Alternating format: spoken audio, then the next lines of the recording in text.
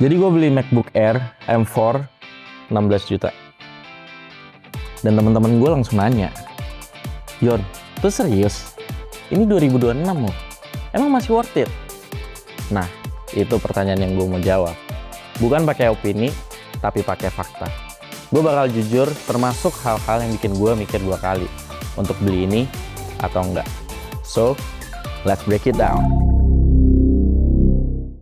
Oke, pertama, build quality-nya masih sama kayak M2 dan M3.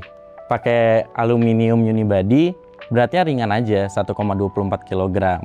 Ini cocok banget buat lo yang suka bawa laptop dari rumah ke kafe, ke kantor, ataupun juga ke kampus.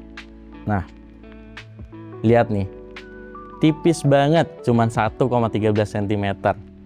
Dan lo bisa buka lidnya pakai 1 jari aja, tanpa kegeser-geser di meja. Nah, ini tuh detail kecil yang bikin laptop lo lebih berkesan mahal. Sekarang soal warna, ada 4, sky blue yang baru, silver, starlight, sama midnight. Gue dapet yang sky blue ini, dan it's supple. Bukan biru norak, lebih ke abu-abu biru terang. Elegan. Tapi kalau lo expect redesign besar, nggak ada. Ini desain yang sama sejak M2 2022. Notch masih ada, bezel masih standar, nggak ada touchscreen. Kalau lo mau beli karena looks baru, mungkin ekspektasi lo harus di-manage deh. Display 13,6 inci, Liquid Retina, 2560x1664, 500 nits brightness, True Tone, White Color P3, buat kerja sehari-hari, editing foto, nonton film, ini lebih dari cukup. Warna akurat, teks tajam. Cuma satu hal yang perlu lo tahu, ini bukan OLED, jadi nggak ada tuh HDR sejati. Dan layarnya agak gampang kelihatan sidik jari. Tapi lihat brightness-nya.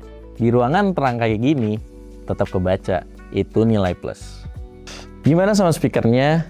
Jujur, underrated banget nih bos. Stereo.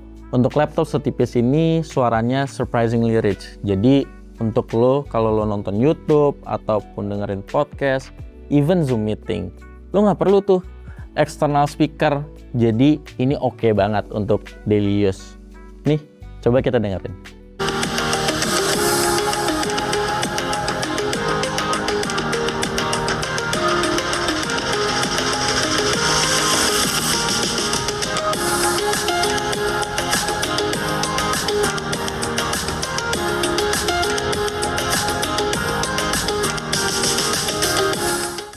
Nah, ini yang paling penting, chip M4, 10-core CPU, 8 atau 10-core GPU, tergantung varian, Neural Engine 16-core, dan base RAM sekarang 16GB, bukan 8GB lagi kayak zaman M1 atau M2.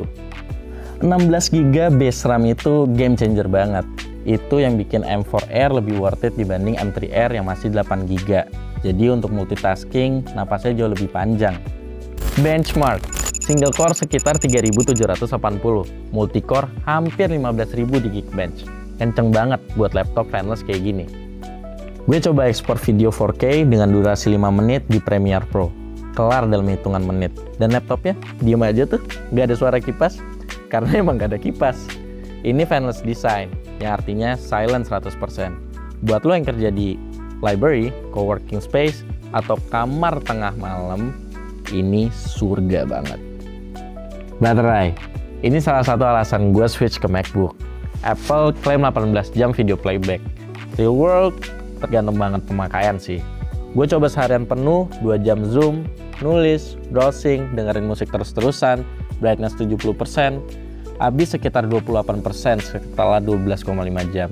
Artinya, estimasi gue bisa dapat sekitar 14-15 jam pemakaian nyata. Port, 2 Thunderbolt 4, USB-C, dan audio jack 3,5 mm. That's it. Yap, cuma 2 port. Jadi kalau lo butuh HDMI langsung, USB-A, ataupun juga card reader, lo butuh dongle atau hub. Nah, ini nih yang jadi keluhan. Nah, tunggu dulu. Ada kabar baiknya. Dibandingkan dengan M3, M4 Air ini udah bisa tambah 2 external monitor walaupun lidnya ketutup. Nah, ini cocok banget, signifikan buat setup kantor lah. Wi-Fi 6E, koneksi Bluetooth 5.3, koneksi stabil nggak ada masalah, dan juga ada MagSafe charging. Jadi dua Thunderbolt-nya itu free buat lo pakai apa aja. Webcam akhirnya upgrade ke 12 megapiksel dengan center stage lagi. Ini big deal banget sih. 1080p dengan 12 megapiksel, lo Zoom Meet, Google Meet, bikin konten YouTube, itu udah aman banget. Hasilnya pasti jauh lebih tajam, warna lebih cerah. Dan juga center stage-nya bikin lo tetap in frame walaupun lo gerak-gerak. Dan juga dia ada mic array-nya ada 3 kapsul, noise cancellation-nya oke. Buat meeting ataupun voice over, ini masih oke banget. Jadi nggak perlu pakai mic eksternal. Siapa yang cocok beli laptop ini?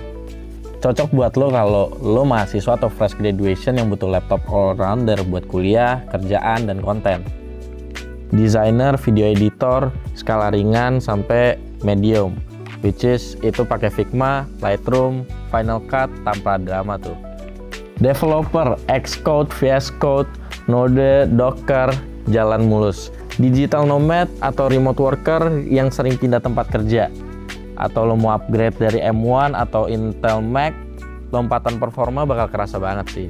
Lo yang prioritasin battery life dan juga ketenangan, yaitu fanless adalah surga.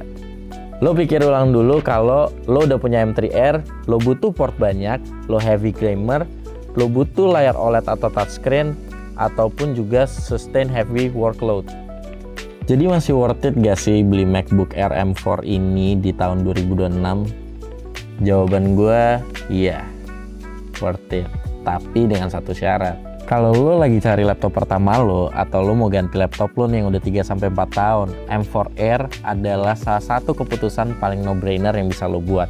Untuk price range 16-20 juta, lo udah dapet laptop yang performance-nya kenceng banget. Baterainya gila-gilaan. Dan juga build quality-nya premium. Apalagi didukung dengan ekosistem Apple yang udah mature banget. Nah, yang bikin M4 ini beda dari M3 bukan cuman chipnya aja ya, tapi fakta bahwa 16GB sekarang udah jadi base RAM. Nah, itu sebuah investasi jangka panjang ke depannya buat lo. Mungkin itu aja dari gua. Kalau lo ada pertanyaan, lo bisa drop di kolom komentar. Dan I'll see you soon.